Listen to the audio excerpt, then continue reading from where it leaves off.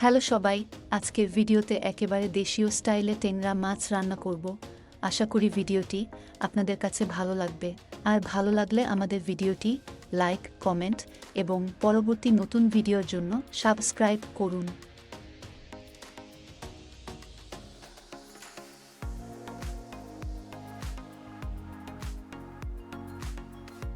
এখন আমি কড়াইয়ে রান্নার তেল দিচ্ছি। তেল হালকা গরম হয়ে গেলে আমি কেটে রাখা পেঁয়াজগুলো তেলের মধ্যে দিয়ে দিব। তারপর আমি পেঁয়াজগুলো হালকা বাদামি কালার করে ভেজে নিব।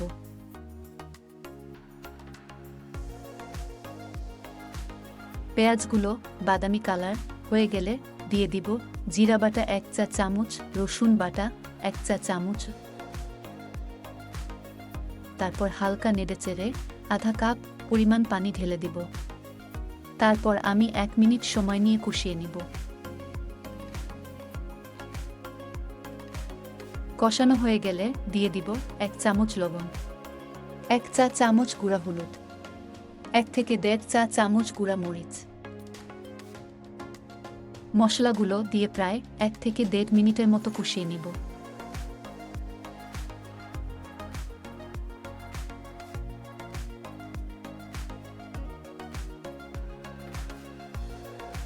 মশলাগুলো ভালোভাবে কষানো হয়ে গেলে পরিষ্কার করে কেটে রাখা টেংরা মাছগুলো এক এক করে দিয়ে দিচ্ছি। মাছগুলো দেওয়ার পর ভালোভাবে নেড়েচেড়ে ঢেকে রান্না করব প্রায় 2 মিনিটের মতো।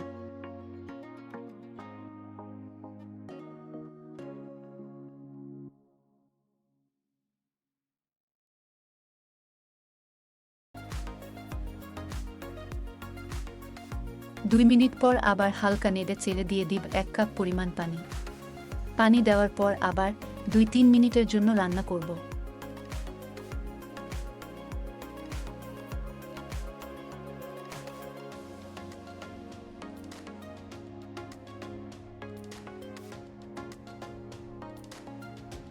মাছের ঝোল যখন শুকিয়ে অর্ধেক হয়ে আসবে তখন দিয়ে দিব 4-5 পিস কাঁচামরিচ। কাঁচা মরিচ দেওয়ার পরে আরও 3-4 মিনিট রান্না করে পরিবেশন করুন। ধন্যবাদ ভিডিওটি দেখার জন্য।